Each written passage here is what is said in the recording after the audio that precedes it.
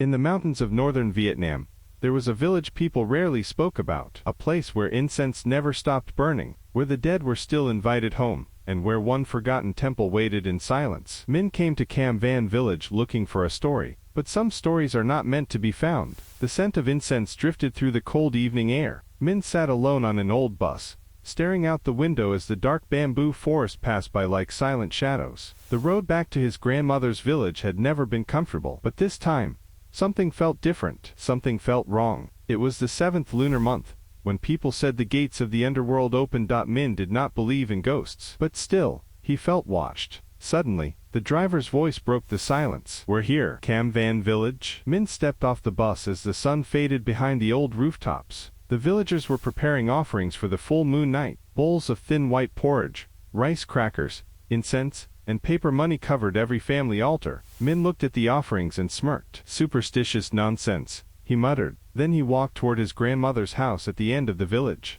His grandmother, Mrs. Thone, sat on the porch, weaving banana leaves into small trays. She was thin and old, but her eyes were sharp. "You're back," she said quietly. Then her voice turned serious. "Do not wander around this month. This is not something to joke about." Min laughed and put down his backpack. "Grandma, times have changed. I came here to take photos and write an article, not to listen to ghost stories." His real target was the abandoned temple on Cam Van Hill. But when his grandmother heard that, her face darkened. "That temple is not clean," she warned. That night, Min could not sleep. The wooden house creaked whenever the wind blew, as if the walls themselves were whispering. He searched online for Cam Van Temple, but strangely, there was almost nothing. Only a few lines about an old temple and a mysterious murder. Near midnight, a strange sound made Min sit up. It was faint at first, a soft sobbing sound, as if someone was crying in the backyard. Min grabbed a flashlight and slowly opened the door. The full moon shone over the old jackfruit tree,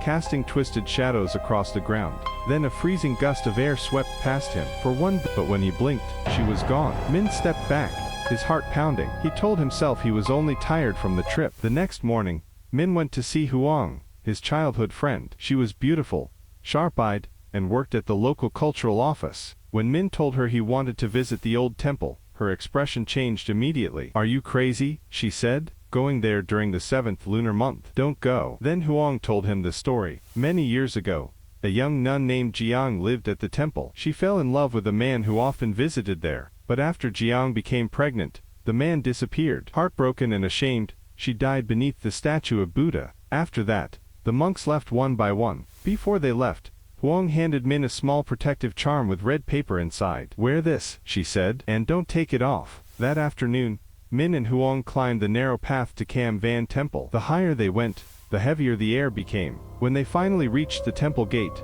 Min stopped. The old temple stood in silence, covered in green moss and broken roof tiles. Min raised his camera and began taking photos. But each time he pressed the shutter, a chill ran down his spine. Then he noticed something in the corner of the courtyard. An old well, almost completely covered by vines. He stepped closer. Huang suddenly shouted, "Min, don't."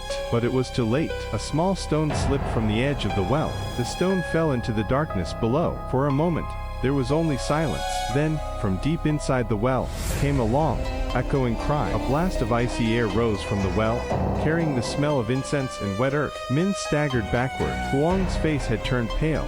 Neither of them spoke. They left the temple as quickly as they could, but even on the way back, Min felt that something was following them. That night, Min returned to his grandmother's house, but he could not sleep. The crying sound came again. This time, it was clearer, closer. With trembling hands, Min opened his camera and checked the photos from the temple. At first, he saw only broken walls, moss, and the old well. With trembling hands, Min opened his camera and checked the photos from the temple. At first, he saw only broken walls, moss, and the old well. Her eyes were glowing red, and she was staring directly into the camera. Min screamed and dropped the camera. Outside, the crying suddenly stopped. Then, in the silence, a cold whisper reached his ear. Kill them all." End of chapter 1.